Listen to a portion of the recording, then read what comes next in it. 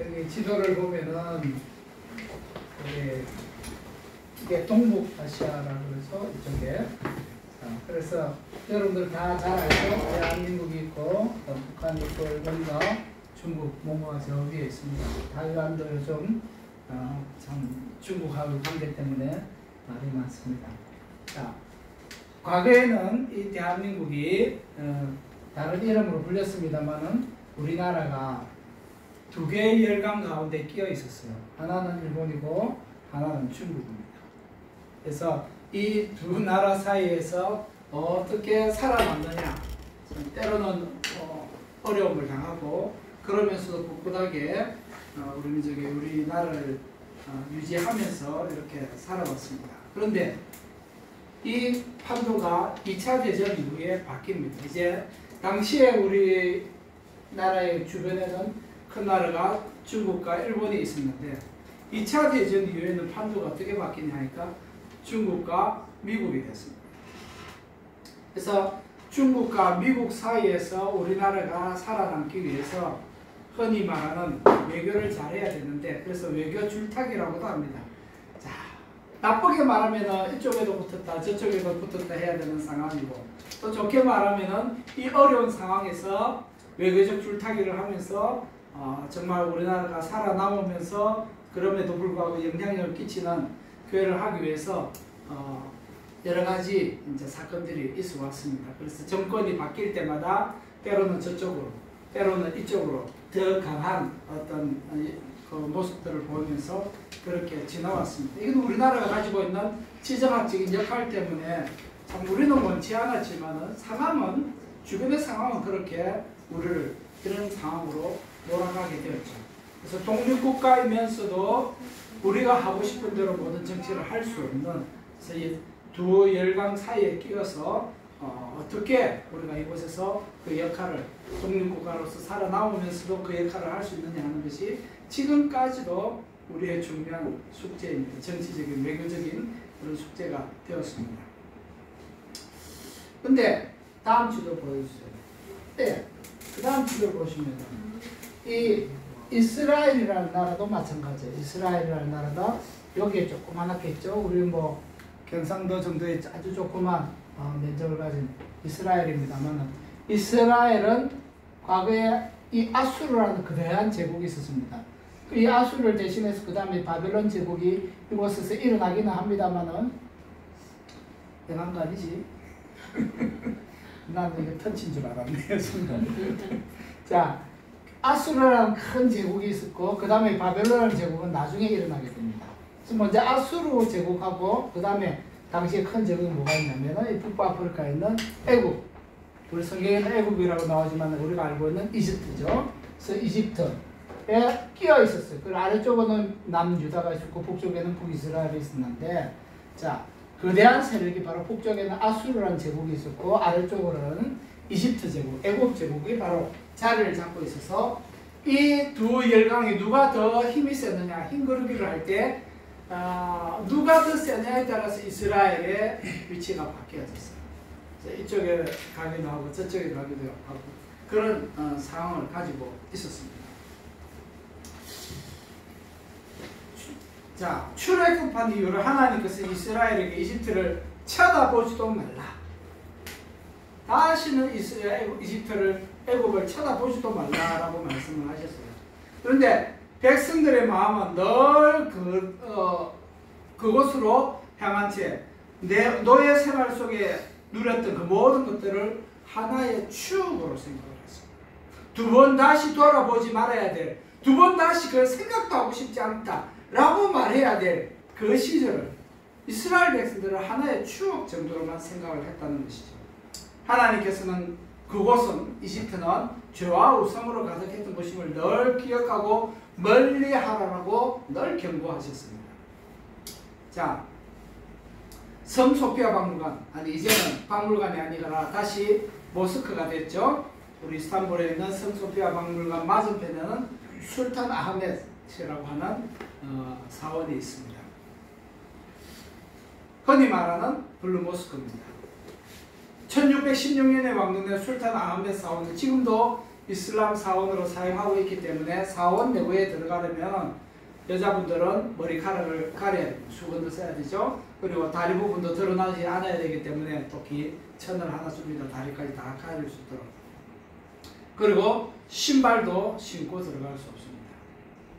그럼 남자들은 샤워를 오냐? 그렇지 않습니다. 남자들도 반바지를 입었다면 무릎 아래 부분을 가려야 하기 때문에 천을 줍니다. 가려야 됩니다. 그리고 여성과 마찬가지로 남자들도 신발을 신고는 들어갈 수가 없습니다. 자, 오래전에 저희 교회 파송교회 그 권사님께서 한번 오셨는데 그때 술탄암의 사원을 둘러보기 위해서 갔었습니다. 자, 들어가려면 뭘 벗어야 되죠? 신발을 벗어서 비닐봉지에 넣어서 가지고 들어가야 됩니다. 근데 이분이 신발을 벗기 싫다는 거예요. 안 벗겠다는 겁니다. 또 어떻게 합니까? 못 들어가는 거죠. 근데 왜 이분이 그렇게 내가 안 들어가도 신발을 못 벗겠다 하셨냐 하니까 이분이 옛날에는 예수를 믿기 전에 절에 가서 열심히 불공을 들던 불자였습니다. 그 절에 들어갈 때는 어떻게 합니까? 신발을 벗고 맨발로 들어가서 열심히 절을 하면서 섬기지 않습니까? 근데 이제 예수를 믿고 삶이 바뀐 거죠. 그래서 이전에 절간에서 정성을 다하는 기억 때문에 이슬람 사원에 맨발로 들어가는 것은 무엇을 생각나게 합니까? 옛날에 그 절간에 자기가 그 불상들 앞에서 맨발로 열심히 절하던 그 모습이 잘못된 그 열정들이 생각이 나기 때문에 신발을 벗을 수가 없는 거예요. 그래서 내가 그 구경 안 해도 되니까 이제 신발 못 벗겠다 하신 거예요. 과거의 기억 때문에 그걸 포기하신 거죠. 그런데 이 권사님은 과거의 그 기억 때문에 신발 벗고 들어가서 구경 한번 하는 건데 그 가서 들어가서 절하는 것도 아닌데 과거의 기억 때문에 그 좋지 않은 기억 때문에 신발을 벗고 들어가는 것조차도 이제 하나님 앞에서 두려워하고 다시 하고 싶지 않았던 그런 기억이었던 거죠. 근데 이스라엘 백성은 그 애굽에서 먹었던 음식과 심지어 우상까지도 자신들의 삶의 일부로 다시 들여오기 시작합니다. 심지어 애굽의 우상들뿐만 아니라 가나안 땅에 있던 우상들까지도 곁들여서 그야말로 우상 대잔치가 되어버린 거죠. 자신들의 삶 속에 과거의 그 나쁜 기억들을 나쁜 기억으로 지워버리고 다시나 하나님께서 말씀하신 것처럼 자신들의 삶 속으로 이것을 가져오지 말아야 되는데 이스라엘 백성은 이걸 하나의 뭐라 그럴까요? 기호품처럼 하나의 여가 생활처럼 취미 생활처럼 생각하고 이것들을 다시 다 가져오기 시작합니다. 그리고 정치적으로도 여전히 강대하게 보이는 이집트를 항상 든든한 우방으로 생각을 했습니다. 그들이 가진 힘의 우선에 의지하기를 원했다는 것이죠. 그래서 위쪽에 아수르가 강해질 때 이스라엘 안에는 두 가지 정치 부류가 생겼습니다. 한쪽은 우리 아수르 편에 가야 돼. 신흥제국 이집트보다 더 세질 것 같아. 아수르 가서 붙어야 돼. 또 다른 정치 세력은 어떻게 합니까? 아니야, 우리가 이때까지 이집트는 잘 알고 있잖아. 우리 이집트에 누가 다스리고 있는지 그 생활이 어떤지 우리 잘 알잖아. 이집트는 결코 멸망하지 않는 제국이야. 우리는 이집트에 가서 붙어야 돼. 이 정치적으로 두 부류가 이제 나누어지게 된 것이죠. 솔로몬조차도 결혼 정치를 통해서 강대국이었던 이집트와 좋은 관계를 유지하려고 했습니다. 그는 여러 나라의 부인들 중에서 특별히 이집트 공주인 아내를 위해서 궁궐까지 따로 지으면서 최선을 다했습니다. 솔직하게 한번 스스로 우리 자신들에게 질문해 봅시다. 내가 지금 그리고 앞으로 가장 의지하는 대상 혹은 사람은 누구입니까? 내가 정치인이라면 나는 누구를 나의 정치적인 가장 나를 지지해 줄 사람으로 여깁니까? 혹은 내가 가진 이 직업 때문에 혹은 내가 처해 있는 상황들 가운데서 나를 가장 강력하게 뒷받침해 줄 사람이나 대상이 있다면 누구라고 생각하십니까? 여러분 스스로 자신에게 자문해 보시기 바랍니다. 정치가들은 중국 혹은 미국과 더 친밀한 관계를 해야지 우리나라가 보호받고 더 발전할 수 있다고 말할 것입니다. 그래서 더 친미로 할 것이냐 아니면 친중으로 할 것이냐 이런 관계 정리를 잘 해야 된다고 말할 것입니다. 완전히 틀린 말은 아닙니다. 그러나 그러한 결정이 절대적인 것도 아니라는 사실입니다. 친미나 친중의 정의가 필요할 수는 있겠지만, 그러나 친미나 친중의 정치가 우리나라를 궁극적으로 장래까지, 미래까지 보장해주는 정치적인 수단은 될 수 없다는 것이죠. 절대적이지는 않다는 것입니다. 이전의 역사에서도 모든 정치가들이 중국 혹은 일본과의 관계를 논했습니다. 친일주의, 친중주의, 사대주의라고까지 얘기해요. 여러분도 한반도의 안정과 발전에서 어떤 나라를 더 지지해야 한다는 견해는 있을 겁니다. 우리가 이쪽으로 더 친해야 돼, 아니 우리 이쪽으로 더 친해야 돼 라고 말할 수는 있을 것입니다. 혹은 양쪽 다 중요하고 대등한 관계를 유지해야 된다는 입장도 있을 것입니다. 그 사이에서 어떻게든지 줄타기도 잘 해야 된다고 생각하시는 분들이 계실 거예요. 하지만 필요에 따른 외교 이상으로 여러분이 참으로 신뢰하는 대상이 있느냐?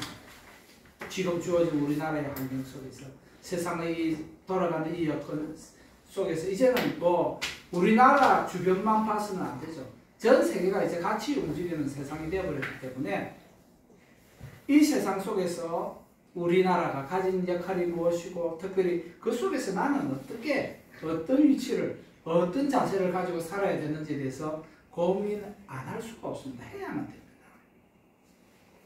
과거에는 자신을 위해서 연금이나 보험을 들었지만 지금은 꼭 자신을 위해서만이 아니라 가족에게 부담을 주지 않기 위해서 연금이나 보험을 들어야 된다고 말합니다. 처음엔 저도 이 말이 무슨 말인지 잘 이해가 안 됐어요. 내가 안 들으면 그만이고, 내가 뭐 내 은퇴 이후의 생활에 대해서 내가 어떻게 하느냐는 내 문제지 주변 사람들에게 영향을 끼칠 거라고 생각을 안 했습니다. 이 말이 무엇인지는 몰랐습니다. 근데 이제는 그 말이 무슨 말인지 조금 이해가 됩니다. 하도 많이 들었어요. 왜냐하면 내가 준비 안 하면은 내 주변에 있는 사람들이 불편하다는 것이죠. 내가 어렵게 살면은 내 주변에 있는 사람들이 부담을 가진다는 것이죠. 전에는 전혀 그런 입장에서 생각할 수도 없었고 생각할 필요도 없었는데 상황이 바뀌어졌습니다. 이제 내가 준비하지 않으면 내 주변에 있는 사람들이 불편해지는 거죠. 보험이나 연금은 나를 위해서가 아니라 가족을 위해서 필수가 되어버렸습니다. 은퇴 후에 이러한 보장이 없으면 결국 내가 가족의 짐이 될 수 있기 때문입니다. 하지만 한 단계 더 나가서 우리가 생각을 해봐야 됩니다. 요한아, 너는 부모님을 위해서 내가 어떻게 할까 고민할 아직 시간도 못 됐을 거예요. 그런 여유도 지금 가지지 못했을 거예요. 우리들 둘이는 말할 것도 없겠죠. 하물며 엄부와 미나는 부모님을 위해서 지금 고려할 대상이 안 되죠. 아직은 상황이 그렇지 못합니다. 자, 중국이나 미국이 우리나라의 안전과 발전의 최후 보루입니까? 하나의 방편은 될 수 있겠죠. 지나가는 과정은 될 수 있어요. 그러나 우리의 최고 목적도 아니고 목표도 아닙니다. 자, 연금이나 보험이 내 인생의 최후 보루가 될 수 있습니까? 안심할 수 있겠죠. 아, 나 연금이 얼마야. 내가 어떤 보험 들어놨어. 아, 노후에도 어느 정도 나 수입이 있어. 좀 마음은 편할 수 있겠죠.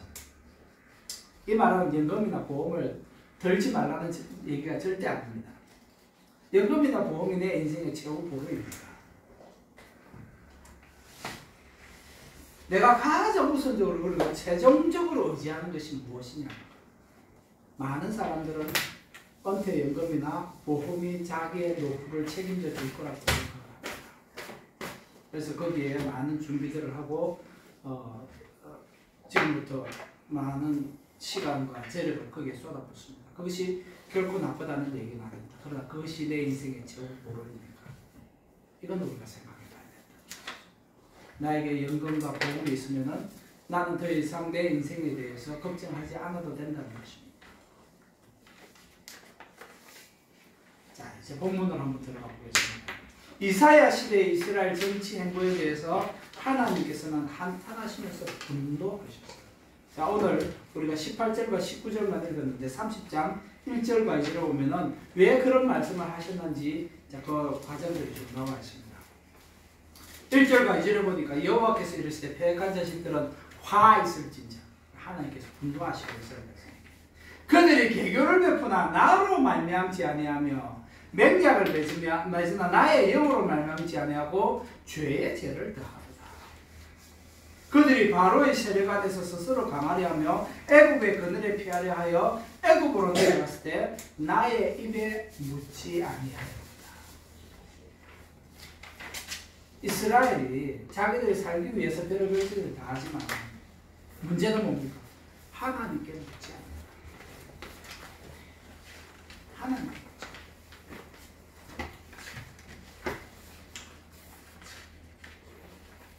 자, 여기 이제 두 분은 아이들이 어려가지고 그쵸? 잘 물어요. 부모님한테 이래야 되지 저래야 되지 또 몰라서 못 묻습니다. 근데 자, 우리 아이들은 좀 컸잖아요. 좀 컸습니다. 근데 저희 부모에게 묻지 않고 무언가를 사고 묻지 않고 친구 집에 가서 자고 그럴 수 있습니까?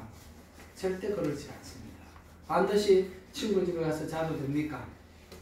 허락을 득하고 허락을 받고 갈 수 있죠. 허락하지 않으면 갈 수 없습니다. 묻지 않고 갈 수 없습니다. 왜? 부모님이니까. 당연히 어머니 아버지에게 이 사실을 얘기하고 특별하지 않은 상황에 대해서는 얘기를 하고 허락을 받습니다. 심지어 밖에 나가서 놀아도 됩니까? 안 됩니까? 묻습니다. 물어야 됩니다. 그 얘기는 무슨 얘기냐니까 내 인생을 책임지고 있는 분에게 내 인생에 관한 사소한 것까지도 허락을 받고 하는 것이 유익하다는 얘기입니다.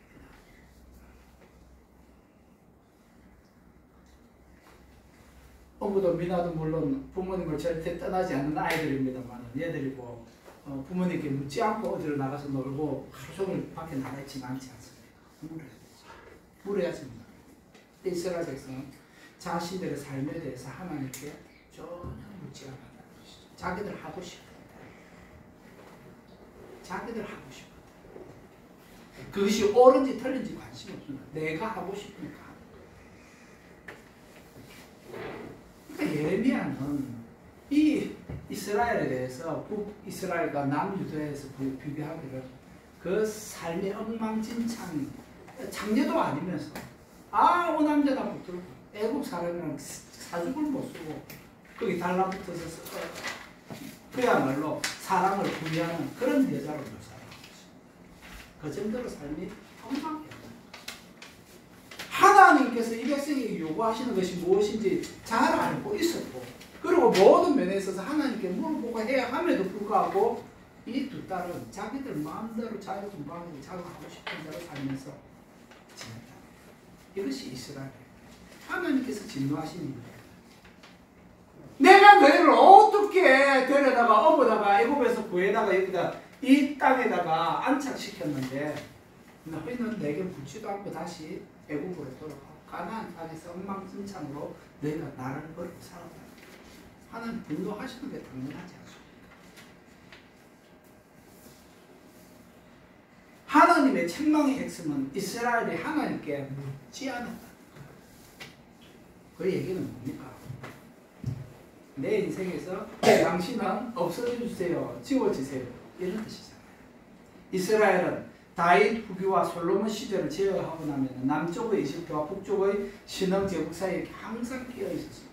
보다시피 저렇게 가운데 항상 끼어 있었습니다. 그들은 항상 이 양대 세력 사이에서 생명을 유지해야 했습니다. 국가의 존립을 유지해야 했습니다. 그런데 그들은 이 양대 세력 사이에서 정치권 내에서 논란이 있긴 했지만 일반적으로 친 이집트 정책을 펼쳤습니다. 그들이 이집트로 가든 아수르로 가든 중요한 건 뭡니까? 하나님께 묻지 않고 자기들이 하고 싶은 대로 했다는 거예요. 그들은 이집트와 아수르 제국 사이에 있었습니다. 다윗과 솔로몬 시대뿐만 아니라 하나님께 의지하는 왕들이 통치할 때는 어느 제국의 위협에서도 함락당한 적이 없었습니다. 두 제국 사이에 끼어 조그만 나라였음에도 불구하고 한 번도 전쟁에서 패해서 없어진 적이 없었다는 것이죠. 하지만 정치권은 더 큰 세력을 만들기 위해서 강대국의 힘을 의지하면서 정치력을 키웠다라고 생각했습니다. 지금 아수르와 이집트 사이에서 그들은 또 이집트를 선택하고 있습니다. 하지만 이것은 하나님께서 원하시는 것이 아니었죠.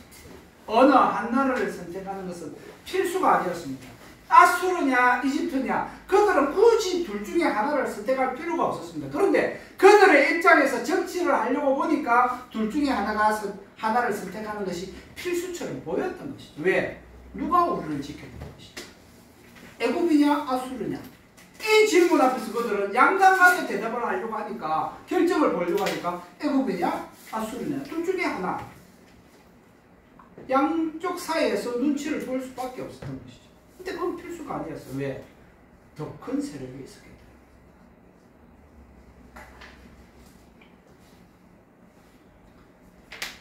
필수가 아니었음에도 불구하고 그들은 낯설은 신흥 제국인 아수르보다는 자신들에게 더 익숙한 이집트가 자신의 보호자가 되어주기를 간청했다. 원했던 겁니다. 애굽이 원한 게 아닙니다. 이스라엘이 원한 겁니다.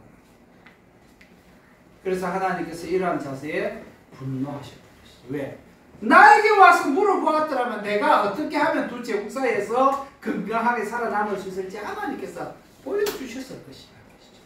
길을 보여주셨다는 것이죠. 두 제국 사이의 눈치를 보지 않고서도 강하게 살아남을 수 있는 그 길을 하나님께서 보장해 주실 수 있었던 것이죠. 하나님께서는 그런 능력이 있었기 때문에. 그런데 이스라엘은 하나님을 전혀 고려해 두지 않고 애국과 아수르만을 생각하는 것입니다. 그들은 이집트에서 노예 생활하던 당시에는 자신들의 처지를 기억해달라고 하나님께 탐문했습니다. 아시지 않습니까? 출애굽기 3장 7절에 보면 그들의 감독자로 말미암아 부르짖음을 듣고 그 근심을 알고, 하나님께서 내가 너희들 부르짖음 듣고 내가 너희들을 구원한 것 아니냐라고 말씀하시는 거죠. 하나님께서 모세를 통해서 이집트에서 결국 그들을 외친 대로 부르짖음대로 430년 만에 구출해 주셨습니다. 그들은 시내산에서 받은 하나님의 말씀대로 살겠다고 스스로 다짐을 했고, 가나안 땅에 들어가기 전에 여호수아 앞에서 또 그들은 동일한 약속을 했습니다. 여호수아가 마지막으로 가나안 땅에 들어가서 그곳을 정복하고 이제 자기가 은퇴할 때가 되었을 때, 가나안 정복 전쟁을 다 끝내고 나서 이제 뭐라고 마지막 자기의 그 다짐을 이스라엘 백성들로부터 받습니까? 여호수아 24장 15절 이하에 보면 15절에는 나는 여호와만 섬기겠다. 그렇게 고백하면서 너희는 어떻게 할래? 라고 이스라엘 백성들의 결단을 촉구했을 때, 여호수아 24장 16절에 보면 백성이 대답하여 이르되 우리가 결단코 여호와를 버리고 다른 신들을 섬기기를 하지 아니하오리니 라고 얘기합니다. 그러므로 우리도 여호와를 섬기리니 그는 우리 하나님이십니다. 그분만이 우리 하나님이십니다. 우리는 여호와만 섬기겠습니다. 이스라엘 백성들 스스로가 그렇게 결단을 했었습니다. 하나님께 요구한 게 아니었습니다. 하나님으로부터 시내산에서 율법을 받은 백성은 하나님께로 말씀하신 대로 살겠다고 다짐했습니다. 맹세했습니다. 그리고 모세를 통하여 그들이 왕정을 요구할 때를 위해서 하나님께서는 왕이 통치하는 정치를 허락할 것이지만 꼭 잊지 않고 지켜야 할 것이 무엇인지도 가르쳐 주셨죠. 신명기 17장에 보면은 너희들이 왕정을 원할 때가 올 텐데 그때는 이런 거 저런 거 원할 텐데 이렇게 하고 저렇게 하고 다 가르쳐 주세요. 신명기 17장에 자세하게 기록이 되어 있습니다. 근데 제일 핵심은 뭐냐니까 신명기 17장 18절에 가면 이렇게 말씀하십니다. 그가 왕위에 오르거든. 그러니까 이스라엘 백성 중에서 누군가 이제 왕정을 시작해서 왕위에 오르면은 이 율법서의 등사본을 레위 제사장 앞에서 책에 기록하여. 그러니까 똑같은 책을 하나 더 기록하는 것이죠. 율법이 기록된 책.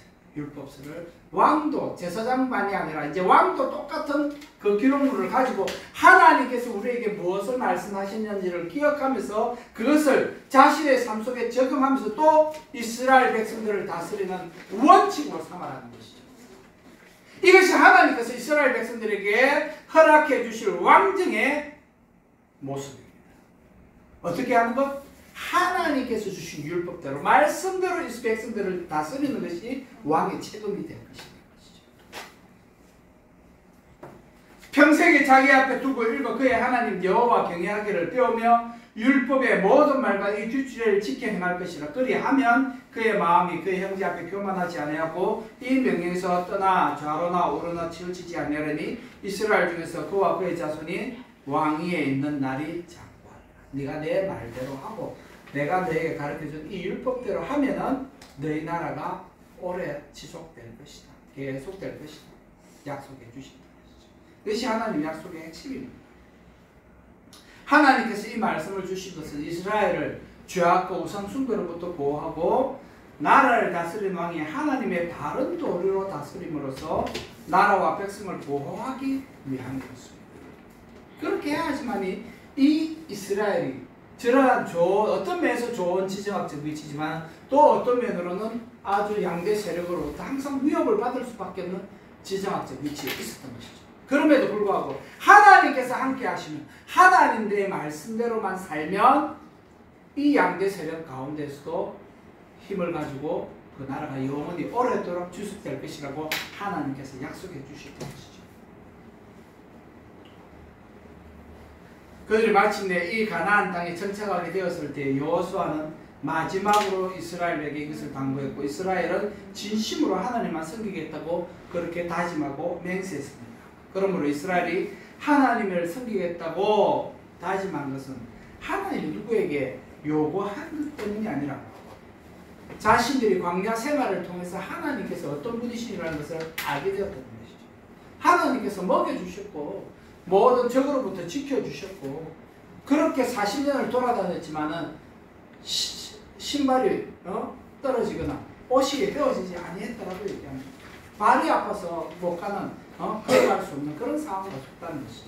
하나님께서 그들의 모든 먹을 것과 입을 것에 필요한 생활의 모든 것들을 다 공급해 주셨다는 것이죠.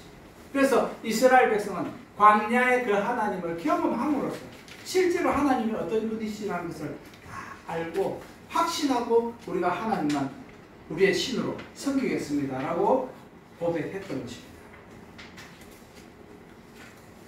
그런데 그들은 시간이 지나고 환경이 바뀌자 어느새 마음도 바뀌었습니다.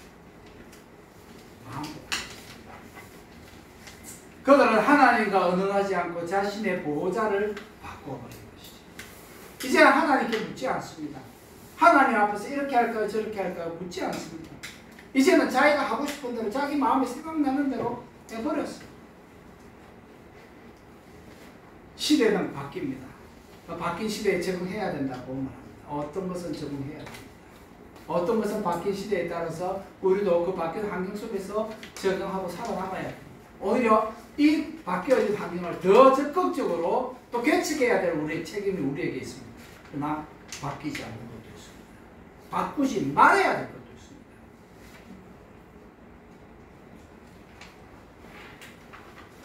부모와 자식과의 그 관계는 시대를 초월해서 바뀌지 말아야 될 중요한 원리입니다.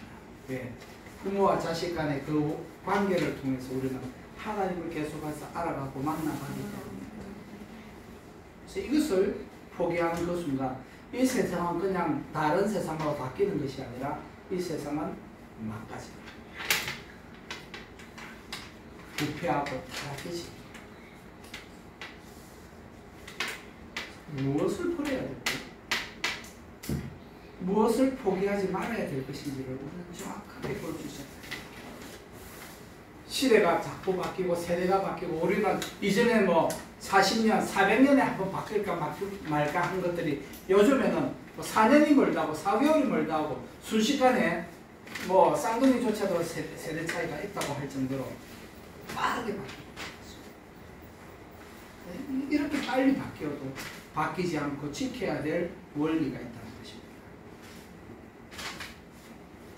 하나님의 흔적은 그들의 삶 속에 어디에서든지 그 흔적을 볼 수 있었습니다.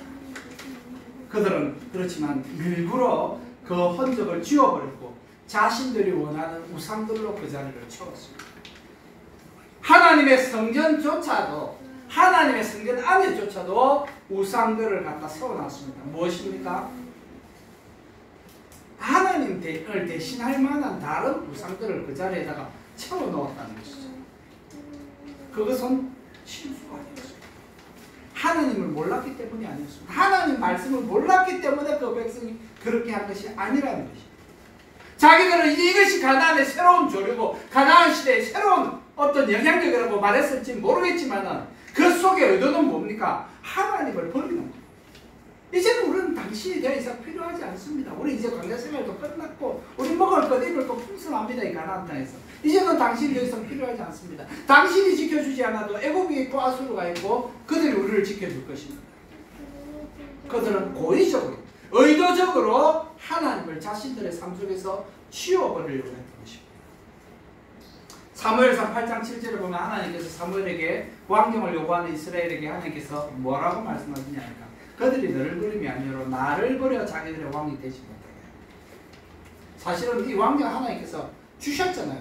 신명기 17장에 이미 이스라엘이 광야에서 벗어나서 가나안 땅에 들어가기 전에 모세를 통해서 이미 왕정 제도를 하나님께서 주셨어요. 어렵게 주셨어요. 때가 되면 이 왕정을 실시할 것이라고 하나님께서 말씀하셨어요. 근데 지금 이스라엘이 왕정을 요구하는 의도는 뭐냐니까 이제 하나님 싫고 우리가 알아서 우리가 정치하겠습니다. 우리 가운데 똑똑하고 지혜로운 사람 하나 세워가지고 그 사람을 통해서 그 사람이 우리를 다스리게 하겠습니다. 이제는 더 이상 우리가 율법의 간섭을 받지 않겠습니다. 이거예요. 왕정이었지만 그들의 의도는 하나님의 의도와 달랐다. 그 생각이 달랐다. 그래서 하나님께서 너를 버린 게 아니고 나를 버리려고 이 사람들이 지금 이 왕정을 요구하는 거야. 똑같은 말씀이 베드로후서에도 있습니다. 신약성 베드로후서 3장 5절에 보면은 베드로가 이렇게 얘기합니다. 이는 하늘이 옛적부터 있는 것과 땅이 물에서 나와 물로 성립된 것도 하나님의 말씀으로 된 것을 그들이 일부러 잊으려 합니다. 이 이스라엘 백성이 이 세상이 어떻게 만들어졌는지 왜 모르겠습니까? 하나님께서 이 세상을 만드셨고 자기들이 어떻게 이 가나안 땅에 들어와서 살게 됐는지 왜 모릅니까? 너무나도 분명히 알았지만은 하나님을 거절하는 거, 예수 그리스도를 거절하는 게 무엇 때문이라고요? 하나님으로 말씀으로 된 것과 그들이 일부러 잊으려고 일부러 싫다는 거예요. 이제 하나님 간섭받기 싫다는 거예요. 뭡니까? 이제는 내가 하고 싶은 대로 한번 살아보겠다는 거예요. 내가 생각한 대로, 내가 계획한 대로, 내가 원하는 대로 한번 살아보겠다. 하나님 자꾸 그렇게 간섭하지 마세요. 사춘기 때는 이 아이들이 그럴 수 있습니다. 모르니까. 사춘기가 지나서 어른이 되어서도 어머니 간섭하지 마세요. 아버지 내 삶에 간섭하지 마세요. 내 인생은 나의 것, 내 마음대로 살겠습니다. 하는 그때부터 이 인생은 망가지는 거예요. 부패하는 거예요.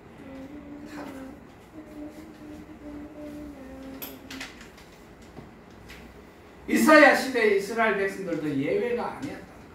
하나님께서는 그들이 의도적으로 하나님을 불신정하고 거절하는 것에 대해서 분노하셨습니다. 이사야서 30장 9절 이유를 보면 이렇게 기록합니다. 대저 이는 패역한 백성이요 거짓말하는 자식들이요 여호와의 법을 듣기 싫어하는 자식들. 그들이 선견자들에게 이르기를 선견하지 말라, 예언하지 말라는 거죠. 선지자들에게 이르기를 우리에게 바른 것을 보이지 말라, 우리에게 부드러운 말을 하라, 거짓된 것을 보여라. 우리 듣고 싶은 것만 듣게 해달라는 겁니다. 거짓말이라도 좋으니까 내 귀에 좋은 것, 내가 듣고 싶은 것만 말하라는 겁니다. 우리도 그렇지 않습니다. 뭐 상황은 모르겠고 나는 내가 듣고 싶은 거 그거 듣고 싶고 난 내가 하고 싶은 거 그거 하고 싶으니까 그걸 해주려면 그런 말을 해주려면 하고 그렇지 않으면 하지 말라는 거예요. 바른 말 듣기 싫다는 거예요. 너희는 바른 길을 버리며 척결해서 돌이키라. 이스라엘의 거룩하신 이를 우리 앞에서 떠나시게 하라. 하나님 우리에게서 떠나가게 하라. 바른 거 버리라는 거죠. 우리한테 그런 거 예언하지 말라는 겁니다. 우리 다 필요 없고 내가 하고 싶은 것만 하도록 버려두라는 거죠. 이것이 비록 이스라엘 백성들만의 마음입니다. 요한아, 이것이 비록 그들만의 생각이 아니야. 우리에게는 그런 생각이 없냐? 하나님 말씀 그렇게 하는 거 나는 관심 없고 그것이 도덕적이냐 얼마나 정의로운 것이 나는 관심 없고 나는 내가 하고 싶은 것만 하고 싶고 내가 내 마음속에 이루고 싶은 것만 하고 싶다. 그런 말을 해줄 거면은 말하고 그렇지 않으면 하지 마라. 거짓말이라도 좋으니까 내 귀에 달콤한 말만 했다고. 이것이 그 말씀.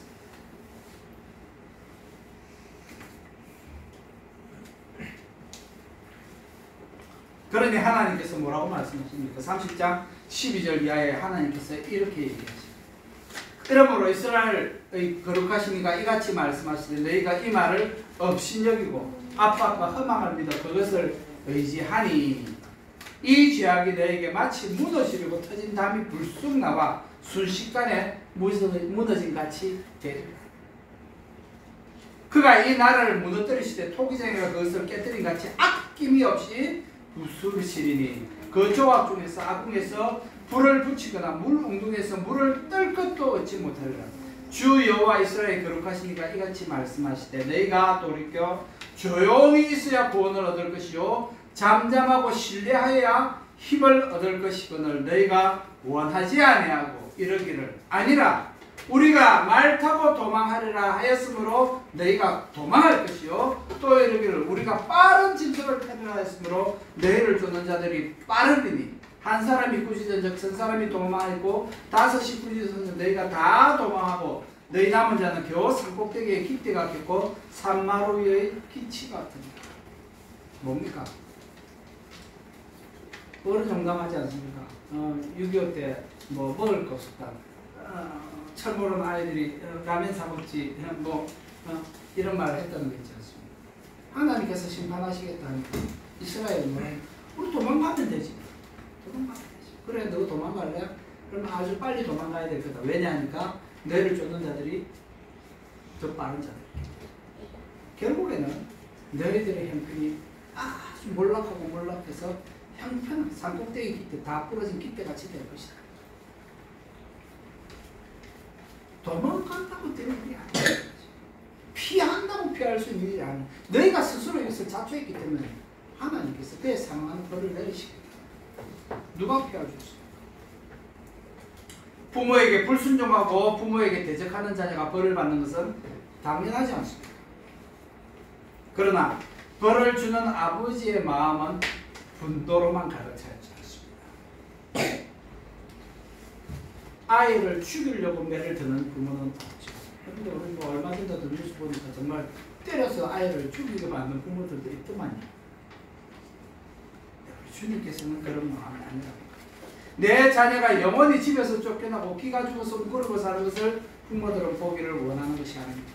때리고 나서 그 맞아서 아이들이 기가 죽어서 다시는 일어나지 못할 아이처럼 그렇게 사는 것을 하나님께서 원하시는 것은 아니라는 거죠. 어느 부부도 그것을 원하는 것은 아닙니다. 아버지는 자녀가 잘못을 인정하고 아버지의 품으로 돌아오기를 간절히 바라는 것이죠. 아이를 때리고 훈계하는 것은 무엇 때문입니까? 네가 그 잘못한 것에서 돌이키라는 것이죠. 그것을 기대하는 것 아닙니까? 그리고 그 잘못에서 돌이킬 때에 부모의 마음은 기쁜 것이죠. 누가복음 15장에 나오는 탕자의 비유를 잘 알지 않습니까? 아버지가 어떻게 그 탕자를 기다렸고 그 돌아온 아들을 찾았다는 그 기쁨 때문에 어떻게 큰 잔치를 벌였는지 여러분들 잘 아시지 않습니까? 우리는 그곳에서 아버지의 마음이 무엇인지를 배우게 되는 거예요. 하나님께서 이스라엘의 심판을 선언하셨지만 동시에 선지자를 통해서 하나님의 진심이 무엇인지로 드러내는 거예요. 우리 오늘 읽은 본문입니다. 30장 18절. 그러나 여호와께서 기다리시나니 하나님 기다리시나니 뭘 기다립니까? 하나님 왜 기다립니까? 이는 너희에게 은혜를 베풀려 하시며 일어나시리니 이는 너희를 긍휼히 여기려 하시며 대저 여호와는 정의의 하나님이시니라. 그를 기다리는 자마다 복이 있도다. 하나님 기다리시고 하나님 원한다면 벌써 심판하고 끝내버릴 수도 있잖아요. 근데 하나님 기다리십니까? 아직까지 심판을 연기하시는 거예요. 기다리십니다. 왜? 돌아올 자들을 위해서, 회개할 자들을 위해서 기다리십니다. 이 정의의 하나님, 이 은혜의 하나님을 기대하고 바르는 사람이 진짜 복이 있다는 것이죠. 그렇지 않습니까? 말씀을 맺겠습니다. 이제 우리는 진심으로 우리가 의지하고 바라봐야 할 분이 누구인지 깨달아야 합니다. 누구 바라봐야 됩니까?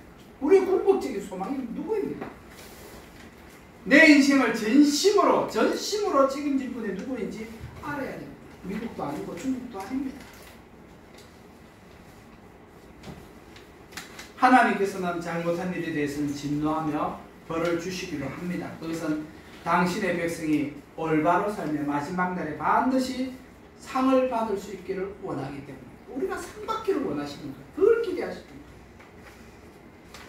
저는 애노이가 작년에 콩쿠르에 나갔다가 그 트로피 하나, 이 조그만 트로피 하나 먹고 그 스스로 흐뭇해하면서 자기 책상 앞에 자기 눈앞에 딱 두고 그 원탄 눈길로 몇 날 며칠을 지켜보던 모습을 기억합니다. 자랑스러운 거죠. 상 하나 받으면 얼마나 자랑스럽죠. 하나님께서 바로 우리의 그런 모습을 기대하고 기다리시는 거예요. 하나님은 지금 우리에게 줄 상을 준비해놓고 기다리시는 거예요. 야, 내게 너 주려고 상 준비했는데 노래를 불러야 뭘 상을 주죠. 그러서야 그에 맞는 상을 줄 거 아닙니까? 뭐 달리기를 잘해 뛰어야 뭐 상을 줄 거 아니에요. 참가상이라도 줄 거 아니에요. 참석해야 뭘 줄 거 아니에요. 하나님은 상을 준비해놓고 기다리는데 우리를 기다리는데 우리는 다 자기 일만 관심 있는 거예요. 자기 하고 싶은 것만 관심 있는 거예요. 아무 상급도 받지 못하고 썩어 없어질 일에 우리의 관심이 거기 집중되어 있는 거예요. 그래서 주님께서 말씀하시죠. 네 보물이 있는 그곳에 네 마음이 있다. 뭐가 내 보물입니까? 내 보물이 어디 있습니까?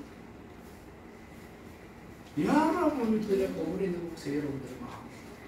뭐가 여러분의 보물? 스스로 대답하십니다.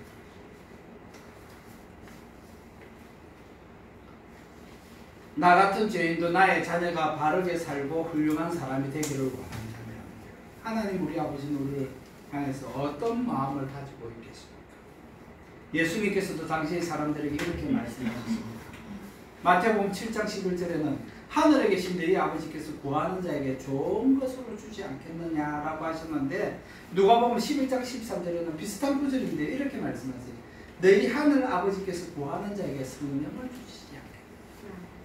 마태복음은 더 좋은 것이라고 얘기하고 누가복음에는 성령을 너희에게 주시지. 성령보다 더 좋은 것 같은 것이죠. 저는 요즘 그 기도밖에 안 해요. 주님, 저를 더욱 성령으로 충만하게 해주십시오. 성령의 은사들이 내 삶 속에서 나타나게 해주십시오. 그게 저희 지금 간절한 소원이에요. 하나님께서 더 좋은 것으로 우리에게 성령으로 우리에게 충만하게 해주신다는 것이죠. 원하신다면 하나님께서 원하신다. 저는 하나님께서 우리에게 가장 좋은 것으로 주시기를 즐거워하신다는 사실을 의심하지 않습니다. 우리 주님은 태초로부터 지금까지 우리를 사랑하셨으면 우리가 하나님 편에 설 것이라는 기대를 포기하지 않고 기다리고 계십니다. 인류가 죄를 지은 이후로부터 우리의 회복을 위해서 꾸준히 기다려 오셨으면 시간이 되자 약속대로 예수님께서는 마지막 피 한 방울, 물 한 방울까지도 우리를 살리기 위해서 다 쏟아내 주셨습니다. 그리고 결국 그 생명까지도 나를 위해 아낌없이 포기해 주셨습니다. 이것이 역사 속에 이루어진 사실입니다. 이제 주님께서는 태초로부터 지금까지 그렇게 간절하게 소원하셨던 하나님의 자녀, 자기를 하나님으로 삼으신 그 백성들이 함께 살기를 기대하고 계십니다. 기다리시면 우리 주님 기다리십니다.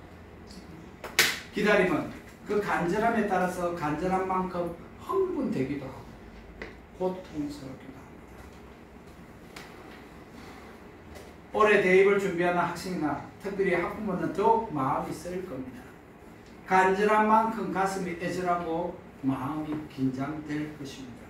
그 마음은 자녀보다 부모의 마음이 더 간절하게 쓰인다는 것을 우리 부모들은 이해합니다. 고3이 더 마음이 애가 타겠습니까? 부모의 마음이 더 애가 타겠습니까? 학부모가 더 애가 탑니다. 수험생이 더 간절합니까? 수험생 부모입니까? 부모들은 알죠. 그렇죠? 부모들은 당사자보다 당사자의 부모들이 더 간절합니다.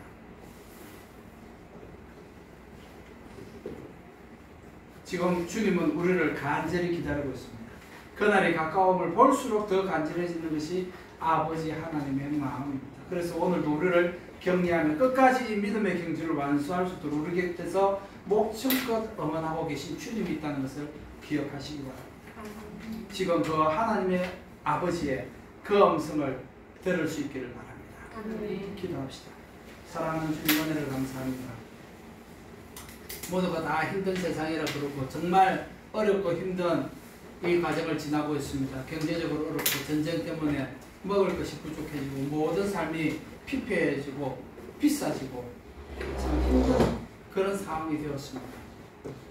세상이 어떻게 요동치든지 이 세상이 어떻게 변하든지 지진과 해일 소문으로 기후 문제로 물이 없어지고 어떤 지역에는 홍수가 나고 어떤 데는 메말라서 먹을 것이 없고 마실 것이 없고 이 모든 것들이 동시에 지나는 이러한 상황 가운데서도 우리의 소망이 되어주신 주님을 인하여서 감사합니다. 우리의 마지막 보루가 되어주신 주님을 인해서 감사함을 올려드립니다. 우리에게 영원한 소망을 주신 주님을 찬양합니다. 우리의 삶 속에서 늘 우리의 최후의 보루가 되신 주님을 늘 기억하는 성도들이 되게 하시고 그 날을 바라보며 내게 상 주실 그 날을 생각하며 오늘을 복되게 사는 성도들 되게 하여 주옵소서. 우리를 이 귀한 삶으로 이 귀한 소망으로 이 마지막 보루가 되어주신 주님을 찬양합니다. 우리를 부르신 주님을 찬양합니다. 오직 주님 홀로 영광과 찬송을 받으시옵소서. 예수 그리스도 이름으로 감사하며 기도합니다. 아멘.